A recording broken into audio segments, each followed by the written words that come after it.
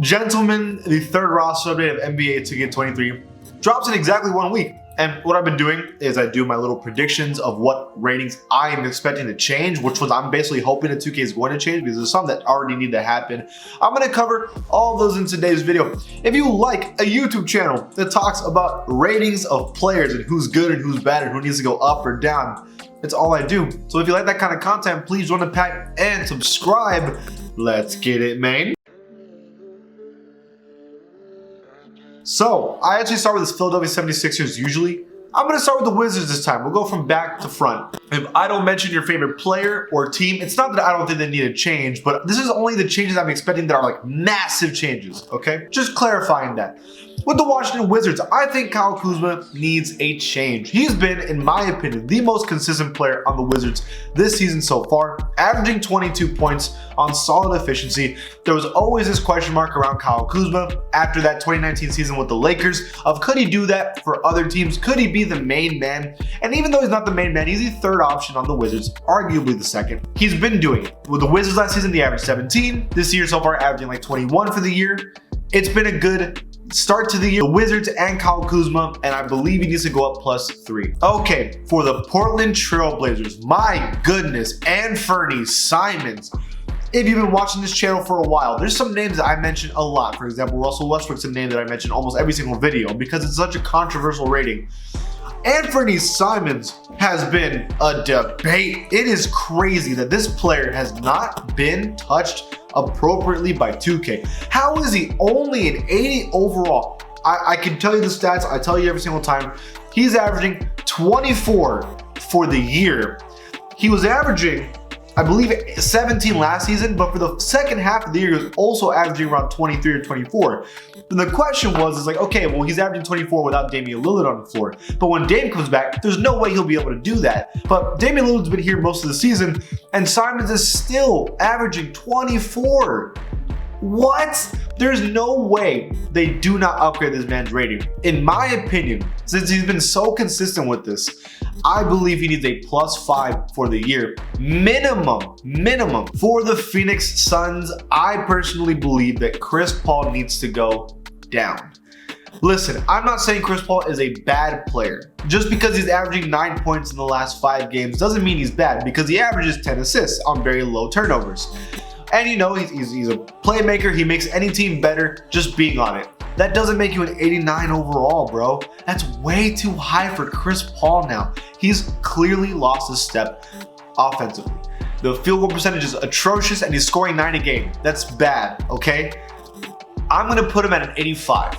He's still the second best player on the team, but not by a lot anymore. And he shouldn't be close to Devin Booker, who's averaging 30 on amazing field goal percentage. In my opinion, Devin Booker is like a 93 overall. When you're one of the best teams in the NBA and you're the best player, averaging 30, you're going to be a 93 overall. This is a non-debate for me. I think this needs to happen the next roster update. Zion Williamson is up next. I've talked about him a little bit, and I've mentioned this a couple times. He needs to be a 90 overall. The man in the last 5 games is averaging 23 points on 68% from the field, bro. And it's not like he's just doing that these last 5 games. That's more or less his numbers for the whole season. Bro, listen, I don't know why we're so afraid to put Zion at a 90 overall. This is the best player on the team. This is one of the better teams in the NBA. He's averaging 23 on amazing efficiency. We knew him coming into the NBA that he had potential to be one of the best players in the NBA. Well, I don't know why we're shocked that he's already in the conversation as one of the best. He's good, bro. That field goal percentage, not even Shaq was shooting at that field goal percentage. This man is a 90 overall minimum and is probably going to go up throughout the year. So a pretty important one to me at number 14 is Aaron Gordon. So the Nuggets have been battling injuries with Jokic, Michael Porter Jr., and Jamal Murray. Right, Jokic lately, but this team is now technically healthy. The only player that has been consistent these last couple games is Aaron Gordon. He's an 80 overall, which he was supposed to be, and in the last 5 games, he's averaging 19 points per game, 64% from the field, and 9 rebounds a game. He's been the second best player. Well, personally, I feel like Michael Porter Jr. should have went up in the first place, and then I feel like Aaron Gordon should be like an 82 overall. There was question marks around him because He was the second best player last season because Michael Porter Jr. and Jamal Murray were hurt. And so we were like, the Nuggets suck because Aaron Gordon's their second best player. But now that the team is good and the pressure has been alleviated off of him, he's really shining here. And I'm very impressed with him. He's a 27-year-old. He's in his prime. He's healthy. I think he's an 82 overall, at least I feel like. So for the Brooklyn Nets, I can't believe I'm saying this. Ben Simmons, he's kind of shut us up. So Ben Simmons, I've ridiculed him a lot because I'm like, bro, how have you not created a jump shot in your game? Not even a midi? Like, what's wrong with you, right? That was my personal beef with Ben Simmons. The Nets have Kevin Durant and Kyrie Irving on their team, and Nicholas Claxton's having a good season. They didn't need Ben Simmons to shoot threes. This team doesn't need him to do that. He's playing elite defense. He's rebounding, he's playmaking very well, and he's shooting at a very, very high efficiency, averaging 15 in the last 5 games. If he can do that for an entire season, they had him at an 85 overall with the 76ers. He would be an 85 overall with the Nets. I'm not going to put him at that. Put him back in the 80 overall club, so +2 in my opinion. But if he continues that for a whole year, first of all, the Nets are going to change as a really good team. And second, his rating's going to go up a lot. Also, shout out to Yuta Watanabe. I think +2 to start it off. He's been one of the better players. It's exciting. He's one of the best Japanese players in the world. Respect to him.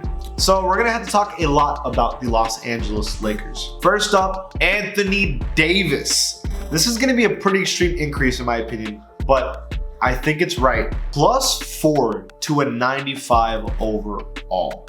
Now, this was a rating he had with the Pelicans before, first of all. In the last 5 games, he's averaging 33 points, 17 rebounds, 3 blocks on 60% from the field. That's what he's averaging, not one game. He's averaging those stats. If he continues that for the year, we're talking about an MVP right here. The Lakers have been sucking, but Anthony Davis is kind of changing the script. And if LeBron James comes back decent, I mean, they should be good again. Russell Westbrook, I won't talk about him much because you hear me talk about him every single week. I just think he's an 80 overall player in that club. Therefore, he needs to be in the 80 overall club. And a really important one is Austin Reeves. I'm gonna say +3. He's been, the big thing was 3-point shooting on the Lakers. The worry about 3-point shooting, they have no shooters. Austin Reeves has changed that issue. Also, how do you not have an actual face cam for Austin Reeves, 2K? What's going on?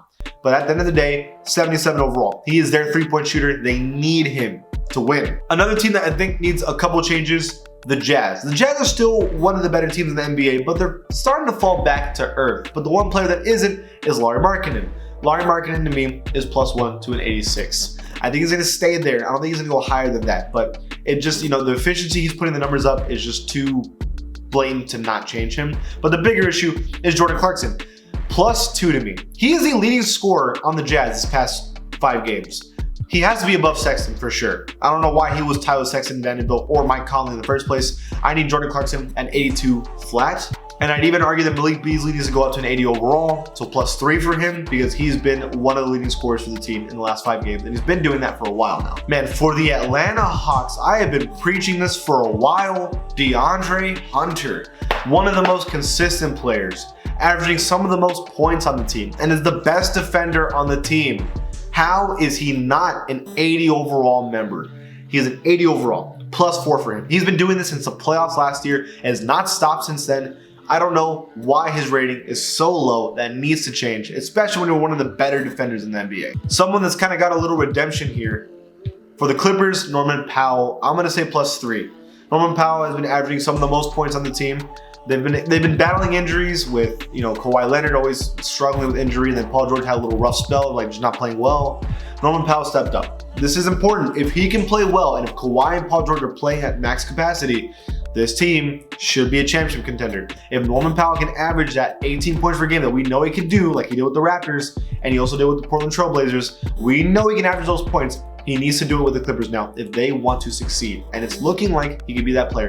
If he's that player, I'm gonna say he's an 82 to even an 83 overall. But as of today, I'm gonna say a 79 for Norman Powell. So for the Boston Celtics, who are by far the best team in the NBA right now, quickly, Jaylen Brown is a 90 overall. That needs to happen immediately. He's been so consistent about it that I don't even know what they're waiting for at this point. But more importantly to me is Derek White. I'm gonna say Derek White +2. He's been the second leading scorer on the team this past 5 games. He's one of the better defenders on the team, and he's a good shooter. It's as simple as that. Derek White can play well. I mean, he's an inconsistent player for like throughout the year, so we'll see if it continues, but like as of today, that needs to happen. The Cavaliers need a pretty big change. So I think Donovan Mitchell needs to go down to a 90 overall, and I think Darius Garland might need to go up to a 90. So this is one of the best teams in the NBA. Donovan Mitchell and Darius Garland are finally playing together at the same time, and they're both going off. I think they need to be tied as the best player because they honestly might be. Evan Mobley might need to go up at least 1 because he's starting to play better throughout the year. This team, if they're playing on all cylinders, are a championship contender, gentlemen. This is a good team rating-wise. I mean, you have 2 90 overalls, an 85, an 84, an 81, and then Caris LeVert has good moments. Like, my lord, the Cavs are serious this year for the Bulls. You know, if you've watched this channel, you know me talk about how DeMar and Levine should have been tied as the best player. I'm done trying to argue that anymore. DeMar is the best player on the Bulls. In the past 5 games, he's averaging 30 points per game on absurd efficiency. He's been leading this team. They beat the Celtics and the Bucks, 2 of the best teams in the NBA, while Levine's playing mediocre. That's super impressive. He needs to go up to 90 overall club for sure. And the final player that I'll talk about for a little bit is Brook Lopez on the Milwaukee Bucks. He's an 81 overall. He probably should be an 84. He's been one of the leading scorers and 18 points per game on the team. He has 3 blocks per game on the team. Per game, guys. Per game. Yeah, Brook Lopez has really stepped up. He's 34 years old, which is insane, but he's one of the better defenders in the NBA and under the basket. Giannis needs a guy like this to shoot threes, play defense, rebound, and it's working for the team. Imagine when everyone's healthy and play on all cylinders. This is probably the favorite to win the championship during the playoffs. Probably. But okay, these are all my opinions. I apologize for the mic. I just realized the mic wasn't on, so I have my camera mic, which is terrible. I apologize. What do you guys think about all this stuff? Leave it in the comments below. If you like this channel, please give it a sub. I'll see you guys next time.